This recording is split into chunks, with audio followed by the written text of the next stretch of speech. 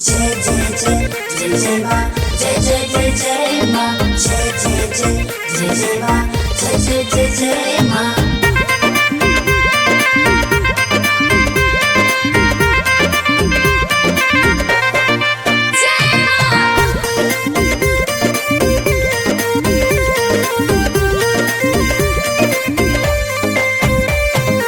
आई नवरात्र के महीनावा मोरी मायरिया आईनी ना। आई नवरात्र के महीनावा मोर मायरिया आईनी ना। आई नवरात्र के महीनावा मोरी मायरिया आईनी ना। आई नवरात्र के महीनावा मोर मायरिया आईनी ना। मोरी मायरिया आईनी ना। ओढ़ के चुनरिया आईनी ना। आई नवरात्र के महीनावा मोरी मायरिया आईनी ना। आई नवरात्र के महीनावा मोर मायरिया आईनी ना।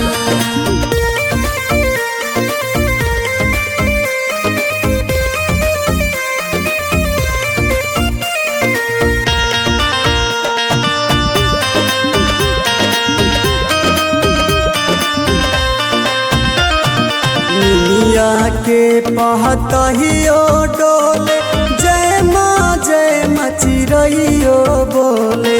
जय माँ चिरैयो बोले। जय माँ चिरैयो बोले। दुनिया के पहतहियो डोले जय माँ चिरैयो बोले। ओढ़ी के चुनरिया आईनी ना।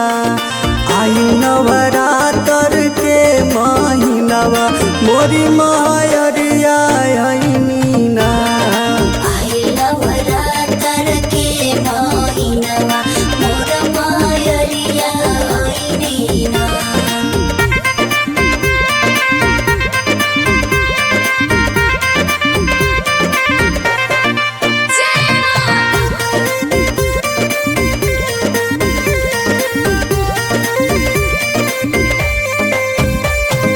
लाले लाले फूलावा के गजरा बनावा गैया के गोबर से अंगना लिपावा।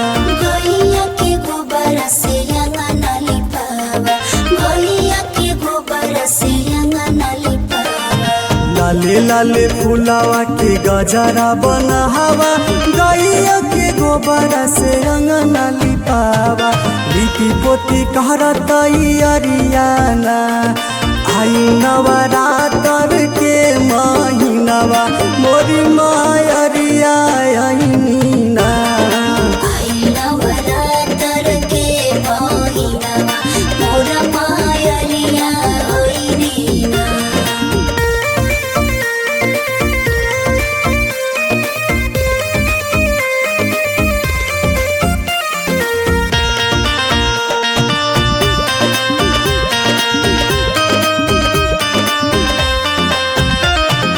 तोहरा से जाके कलशा ले आवा नरियल चुनरी माई के चढ़ावा।